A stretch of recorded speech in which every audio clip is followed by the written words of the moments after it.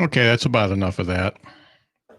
I accidentally closed my browser and left the room for a second there. So that's not how you start an interview. Anyhow, let's go ahead and get it started. So my guest today is Collin Williams. He is a nationally touring comedian and a TEDx selected speaker on comedy. His TED Talk, How Joking About Suicide Can Save Someone's Life, has been seen by thousands of viewers.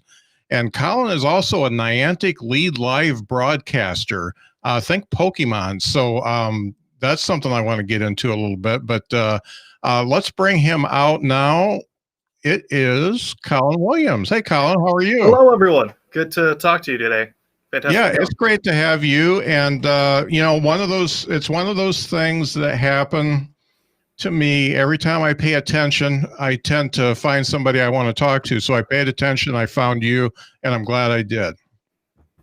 Good to be here. Hopefully, we should be able to discuss some of the big secrets about mental health and comedy that really hasn't been discussed anywhere else. Yeah, and that's exactly what I wanted to talk about. I've actually had a couple interviews that went down that road, and it's definitely, and I know because we're in the business that everybody who does comedy has something wrong with them, and and it doesn't matter what it is. A lot of it's depression, but there's other things too, and a lot of people talk to it like one-on-one, but no, it never gets to be a big conversation. So This is great to talk about that.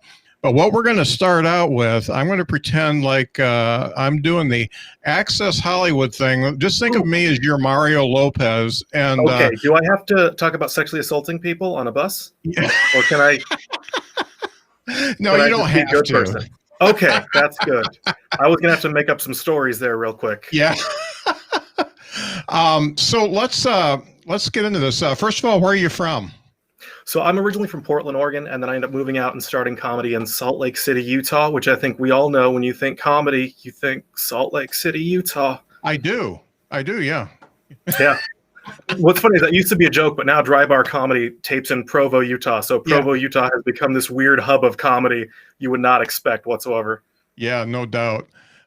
So you've got your home there in Utah. Let's talk about your start in stand-up. I did a little reading, and I know you started young, but let's talk about that first time you did stand-up. Why did you do it, and how did it go for you? I wanted to impress a girl. As I think that's most men's motivations for almost anything. It's why we do half of our things. We're like, ooh, there's a hot chick. Yep. So I started out in high school, not planning on doing stand-up, and my drama teacher had a little thing she called Comedy Friday, where she'd play like Disney movies with like The Incredibles, like comedy stuff. And at the beginning she said, if anyone wants to do tell some jokes, then you can come up and tell some jokes. And I had just watched some stand-up the night before on Comedy Central. It was Tom Cotter specifically. And so I told some jokes. And as a reference, for anyone who doesn't for some reason know, you do not tell other comedians jokes on stage. To clarify, that never happened professionally. There's kind of this weird little exception where when you're like a high schooler, or like when you're a kid in school, like, there's, I think Sinbad said that he used to go up and parrot Bill Cosby's material. That's a thing that's a statement that ages well. Sinbad and Bill Cosby, Right. That's a great statement. But so I told some jokes, and then I would come back every 2 weeks, and I would memorize a new 90 minutes of material. And I would do entire every 2 weeks. I would come back and I would do an hour and a half of different comedy material. And so it gave me a chance to, without actually going to even open mics or without going there, it gave me a chance to have a lot of time performing on stage with actually good material, so I could learn the performing part. And then I would start writing my own jokes and I would slip them in there. And so by the time I actually hit an open mic when I was 17, I'd already had hours on stage. I'd already written material that had been tested. And so I was lucky enough that after it was 3 or 4 open mics, I was doing booked shows at the local club. That's really cool. Now let's talk about memorizing an hour and a half of comedy. And this isn't something I normally get into, but memorization is hard for me because I'm a little ADD as well. So did you have any, I mean, you were young, obviously your brain's a little bit more malleable when you're young. Yeah, my brain does not work now. It's gone. Yeah. But thinking about the memorization, did you have a technique or anything that allowed you to do that, or did you just read it a million times? It was, I would be watching over and over again. I would take notes. So I would have, basically it was a set list that I would, and I would make a note of whatever sparked the memory of that comic. So, I mean, you can't, unless you have some sort of magical Rain Man comedy-esque thing where you can just memorize 90 minutes every 2 weeks. You do have to have some sort of little liner notes. I obviously flubbed up a lot. But the nice thing is it's a high school class, so there's like really not, there's both pressure because it's the people you know that can then mock you the rest of your week if you mess up. It's like, it's basically like, it's like playing a cruise ship. Right. Where like, oh man, if I screw up, then I have to see these people all day. But, you know, it's also more forgiving because there's no ticket price. Most of the people really just wanted to be like making out with their girlfriends in the back of class and didn't want to pay attention anyway. So yeah, liner notes are fantastic. And then just rehearsal. And it's nice to actually, I don't know if you had LPs or not, but if you actually had the album, I'm not that that's old. Nice. Okay, I didn't think so. I thought black didn't crack. Apparently I was wrong. No. Yeah. This has been a long past year. It's aged everyone. Yeah, it sure has. It sure has. I'm only 25. So looking good. I'm 12. Yeah. So let's talk about your influences. Obviously, you must have liked stand-up comedy. Who were some of your early influences? One of the things I always find with people's influences, it's weird how it doesn't actually translate into their work. So Mitch Hedberg, I think, is one of the most brilliant comics that we've been able to see in the past 100 years, hands down. And I have nothing like his style in my ultimate work. I wanted to become like Mitch. I wanted to be able to perform like Mitch, and I'm not at all that person. The person who ended up being the biggest influence and who is one of the nicest guys you have a chance to meet him is Christopher Titus. He is the master of writing a fantastically deep story with a through line and writing a lot of great content off of subjects that, you know, I think for our generation, he's the master. I think the last person that was that good was like Richard Pryor. Of taking something that was this dark, troubled thing. And obviously Pryor is going to be a little better than Titus. I'm not saying Titus is better than Pryor, but, you know, each generation has that person. Right. And I think Titus owned that. Mike Birbiglia is another fantastic person. He didn't, his later work is a better influence on my recent work. Yeah.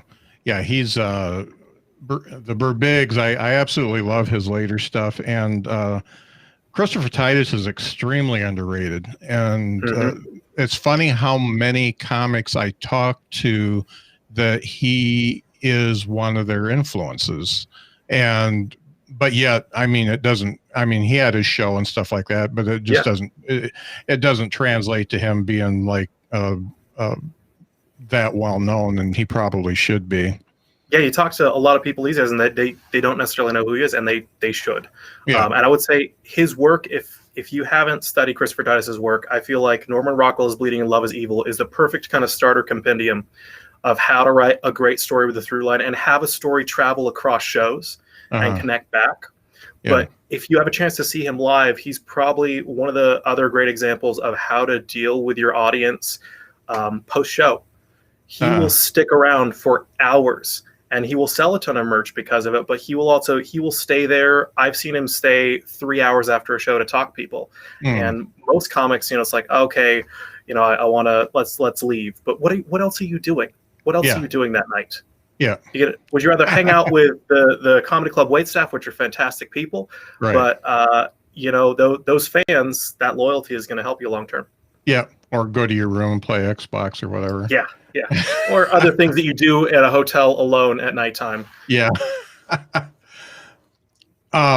It's funny. It's funny you mentioned Norman Rockwell, because I was just reading about, you know, when you talk about race and Norman Rockwell, he's like the last person you would expect to be painting about race and race relations, and yet his painting with the N-word on it was outside of President Obama's door. And you know, I wonder where you learned that fact from. There's probably Someone should have that in like an official like talk on TED.com. They should mention that. They should. Fact. And the TED Talk is on TED.com, and I'm going to put a lot of links to that up when we put the podcast out. I've already shared it a million times, but I'm going to put that out. But I wondered if you were going to catch that or not. Obviously, since it's your talk, you did. The amount of times I rewrote those drafts, there's no way I'm going to miss anything. Yeah. And that talk. If you go on TED.com and type in Collin Williams, 2 L's on the name, it'll pop it right up. And that's Norman Rockwell was just to jump off from that.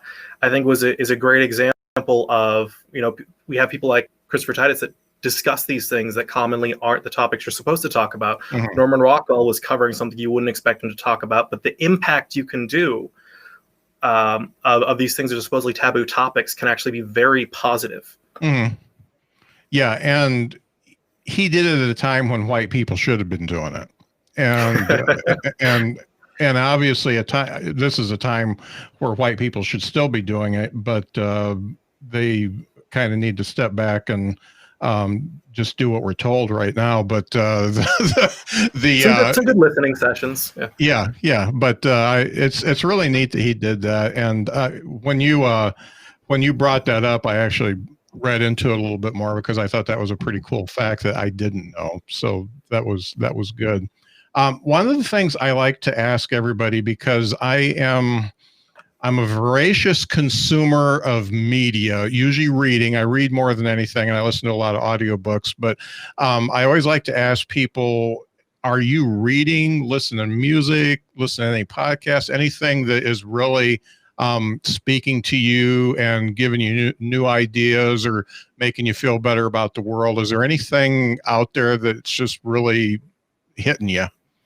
I think the only thing that makes me feel better about my world is my dog and prescription ketamine right now. This is a rough, for people watching this later on. Remember that week there was like an insurrection at the Capitol? Yeah. Imagine being a brown person in America that week. That's who I am. So, the dog and ketamine.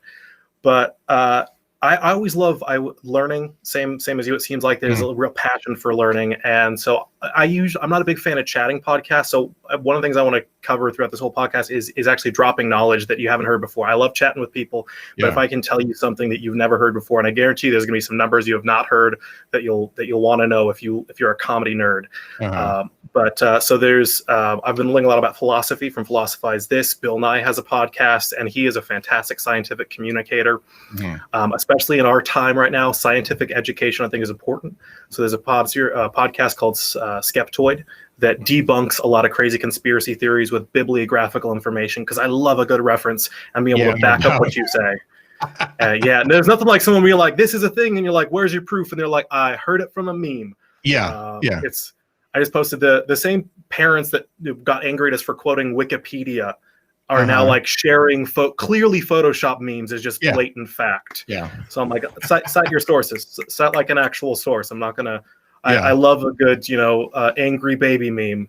If there isn't, but where's the research? Where's the data behind it? It's funny you mentioned actually not wanting a chatty podcast, because I'm a very impulsive person, and I had done another podcast for about 5 years, and I got serious about stand-up about a year ago, and I decided I wanted to do this podcast, but I started listening to all the other comedy interview type podcasts, and I took out what I liked and what I didn't like. And the thing that I didn't like that was top of the list was small talk. And there's some hour-long podcast that it takes 15 minutes for them to get to the meat of the podcast. And that's one thing you won't have to worry about from me, because I just get right to it. But how is the weather right now in Indiana? I think that's what we all want to know. People listening years from now, we want to know how is your clouds? How are they looking today? Are they cumulus? Well, and then 15 minutes of inside jokes. Who wants to listen to that? I don't know. The last question I've got for the rapid round is, let's talk top three. Top three comedy album or special. What would you say are your favorites? So Norman Rockwell's Bleeding, hands down. Watch that one from Christopher Titus. If you have to pick just one. that is it. And then second after that, Love is Evil. Just watch those two in a row. And then probably if I just kind of want to kick back and have one of those just like really fun, just like not actually thinking about things, but still great comedy. Tommy Johnigan is a comic most people don't know, but Tommy Johnigan, stand-up 1, 2, or 3, just they're fantastic. He's one of the best comics that you probably have never heard of unless you're a comedy nerd. Yeah. It's funny. A lot of comics, again, they talk about him as being one of the cool guys. He's the best. Yeah. And everybody says, one of the nicest guys, really fantastic dude. So we're just about to go off live, folks. If you're listening, if you're watching, I see a few of you out there. Nobody's shot me any chats, but I see my little eyeball says there's people watching. So if you want to listen to this, go to your favorite podcast app, type in Behind the Bits, and hit subscribe. Then you get to listen to it. This is going to be an important one. And when it comes out, if you are in the stand-up comedy world or you want to know what we're like, this is going to be a really good one to listen to. But before we go, I want to give you a chance. Collin, do you have anything going on in these troubled times that you want to plug?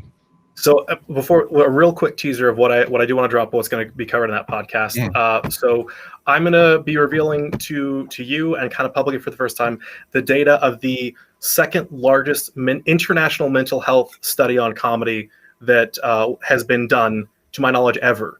And so we're going to be able to break down some of those numbers and get some really interesting feedback and perspective from comics. So that's kind of where I love that data, and we're going to be able to get that. And I haven't talked about this really anywhere before, so it's going to kind of be an exclusive. Check that out. In the meantime, during COVID, not so much live. If you check out, Comic Collin, COMICCOLLIN, I will usually update when I have a new project going on there. I'm going to be working on some TV, some YouTube TV stuff with another person and launching a couple series myself. But for some reason, it's hard to coordinate and get a bunch of people in a small room studio at the moment. So we're a little backlogged on that. But that's going to be coming soon. Okay, great. Well, folks, thanks for watching, and we're going to talk for real now. And make sure you subscribe to the podcast. I have the Steve Hofstetter episode is doing quite well. That was fantastic. Just listening to that. Yeah, it's a good one. And I've got Steve Bluestein coming up tomorrow. So I got a couple Steves going on. And then I've got somebody in the bank. I don't know what I'm doing. Check out the BTB Internet Talk Show later on this week. That's Thursday at 8 p.m. Central or Eastern. And that's going to be a lot of fun. So